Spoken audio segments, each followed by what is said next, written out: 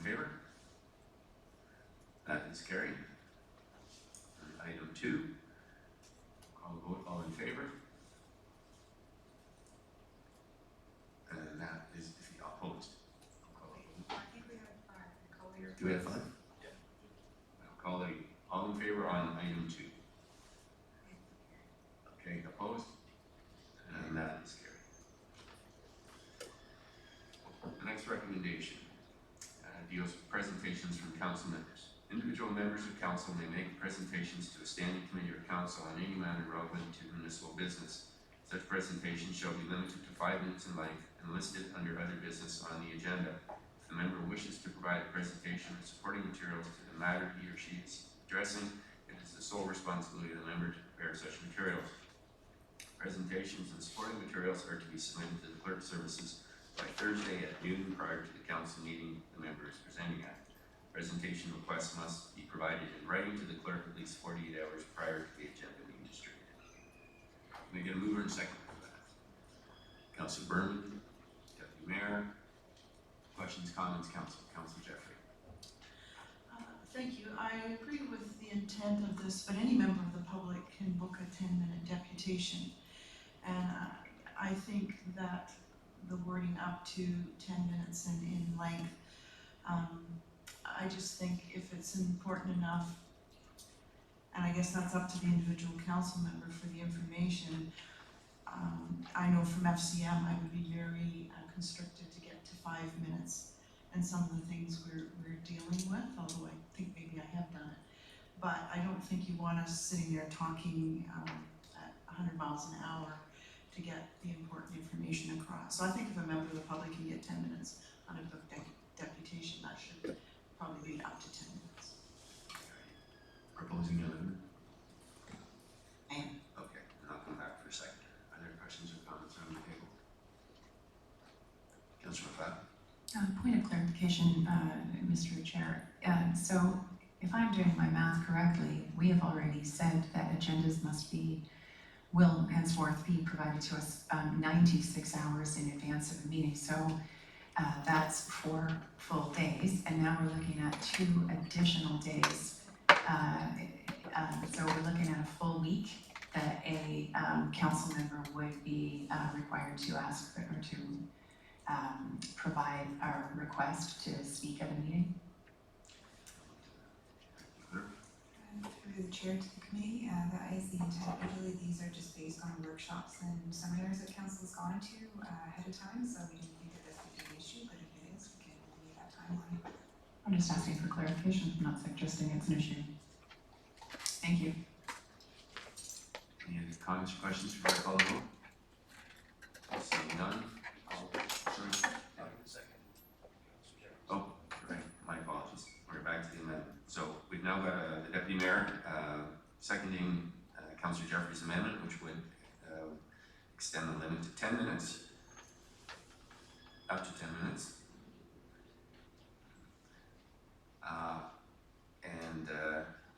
So I will call first the vote on the amendment, and then I will call it on the motion as amended. So dealing with the amendment to extend it to up to 10 minutes. All in favor?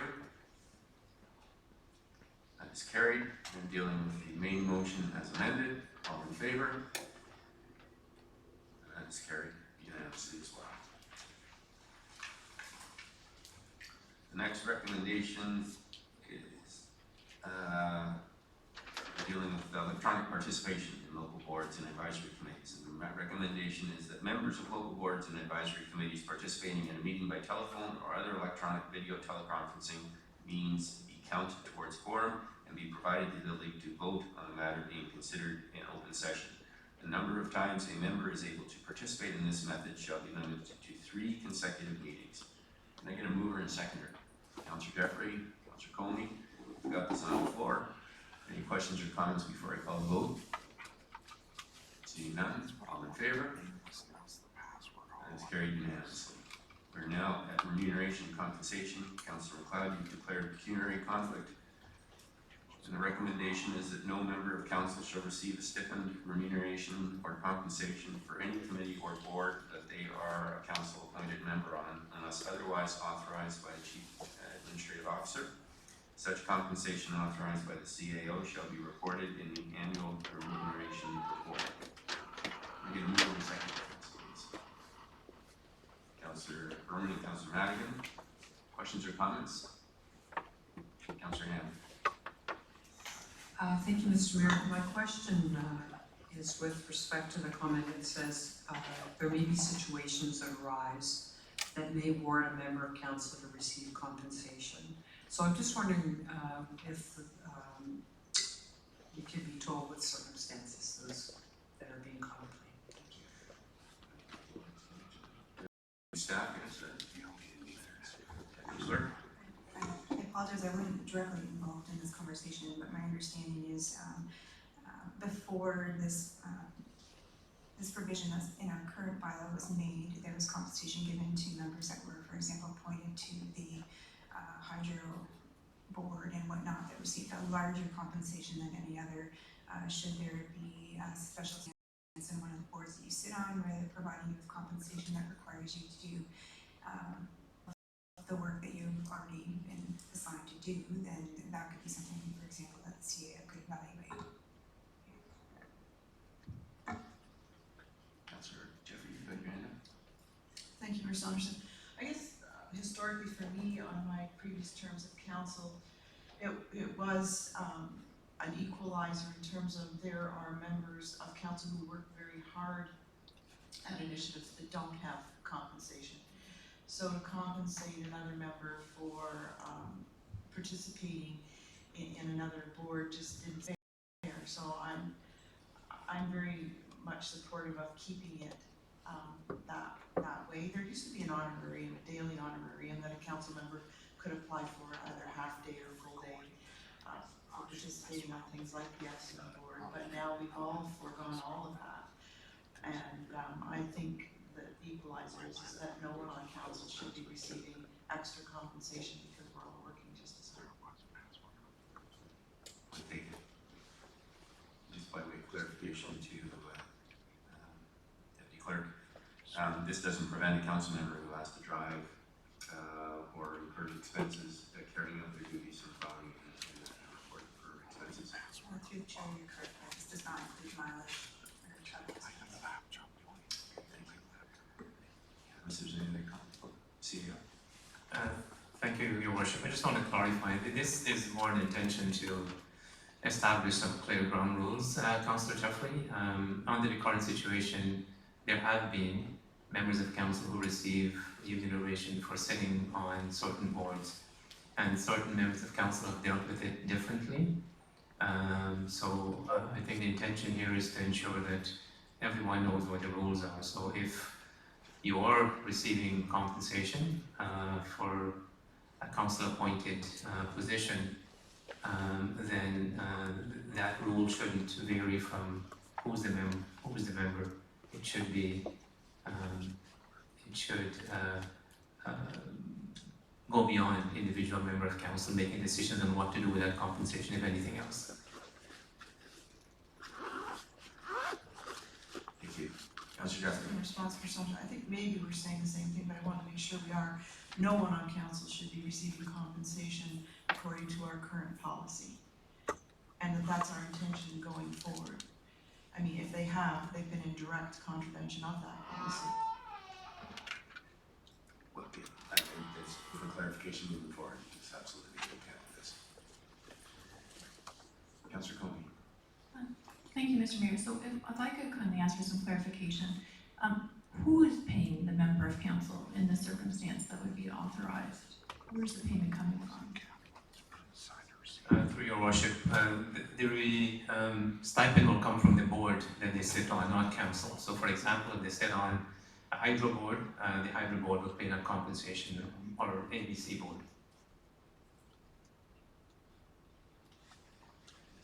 Thank you. So as a follow-up, the board provides the stipend or compensation, and the councillor is going to put that back into a general fund, or the councillor receives that as compensation? Councillor Jeffrey just made it clear that council's position today is that such compensation shall not be received by council. The individual council members who are sitting on that board will not take that compensation. Okay, so so that's why I've asked for clarification, because I'm reading it as unless otherwise authorized by the CAO, and then it's reported in a report.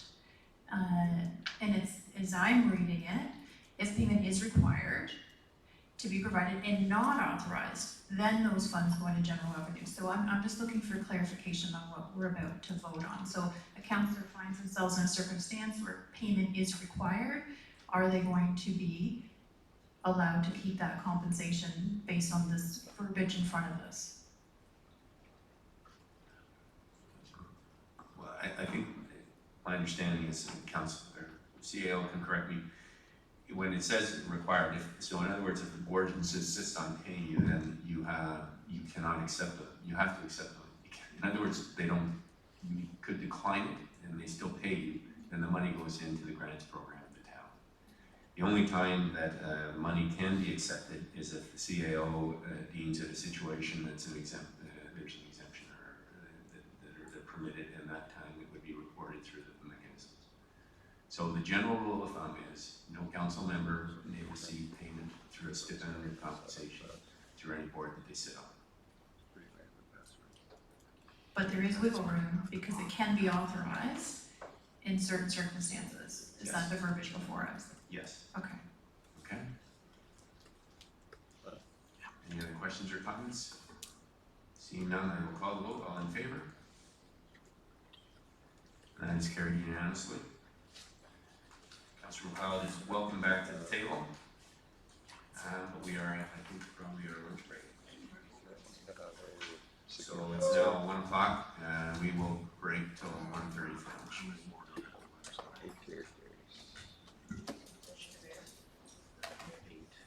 Councilor Hammond? Sorry, I had raised a question about having agendas and reports for in-camera meetings, so it doesn't have to be dealt with now, but I just didn't want to miss it. Right. Thank you for reminding me. We'll deal with that second way.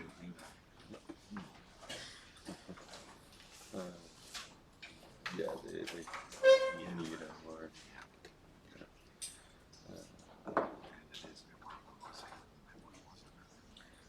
No, no.